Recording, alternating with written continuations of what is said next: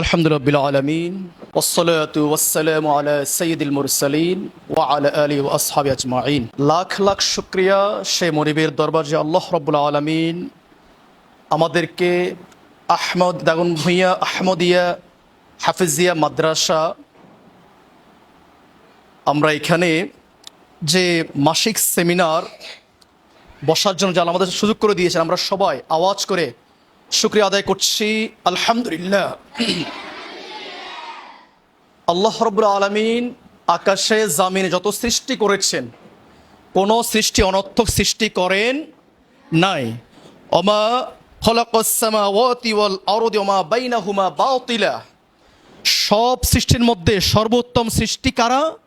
মানুষ। আল্লাহ বলে, প্রতিটি মানুষের পিছনে আমি দৈনিক ইনভেস্ট করি 18 লাখ টাকা। ডাক্তারের হিসাব, হাসপাতালের হিসাব অনুযায়ী কি 21 দিন পর্যন্ত একজন মানুষ না খেয়ে থাকতে পারে। কতদিন?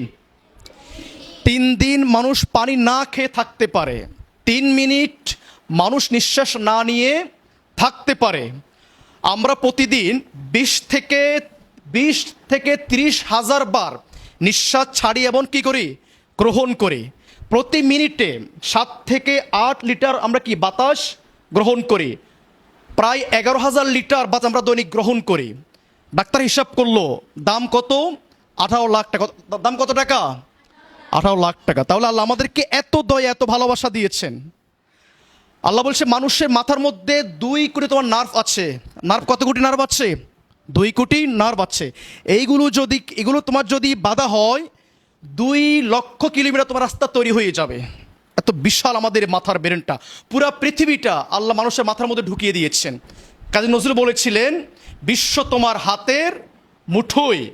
যেমন অস্ট্রেলিয়া, জার্মান, জাপান সাগরের গভীর দিয়ে অপটিক্যাল ফাইবার নিয়ে আসলো মাত্র 18,000 কিলোমিটার দিয়ে। আমরা যা দিয়ে মোবাইলে ফেসবুক, ইউটিউব দেখতে পাই। আর মানুষের মাথা তোমার কি আছে? 2 কোটি নার্ভ আছে। পুরা পৃথিবীর আয়তন কত? 52 কোটি কিলোমিটার। পুরা পৃথিবী আল্লাহ বলছে মানুষের মাথাটা। কার মাথাটা? আমাদের মাথাটা। আল্লাহ রসুল, আমরা যে রসুল সম্পর্কে জানবো, একটু গাইবো, সে রসুল সম্পর্কে আমরা 1 মিনিট কথা শুনি। বলো, আমাদের কলিজা প্রাণের চেয়ে দামি, জীবনের চেয়ে দামি আমাদের নবীর নাম কি? সবাই মোহাব্বত করে, আওয়াজ করে, কলিজা ভরা ভালোবাসা দিয়ে বলো, আমাদের নবীজির নাম কি?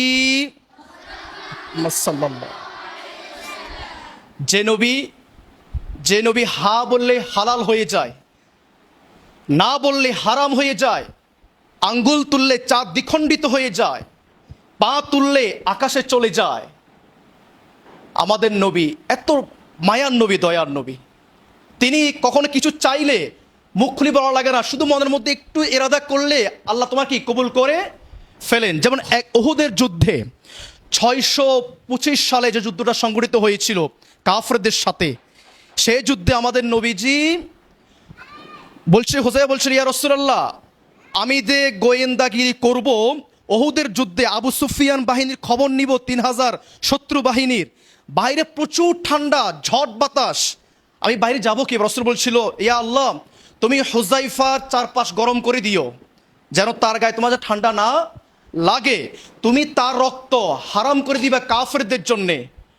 হুযাইফা বলতেছিল, আমি যখন বের হলাম আবু সুফিয়ানের বাহিনীর খবর নেওয়ার জন্য, দেখতে পেলাম 3000 শত্রু বাহিনী বাতাসে একদম উড়ে যাচ্ছিল, অথচ আমার গায়ের মধ্যে একটু ঠান্ডা বাতাস লাগে নাই।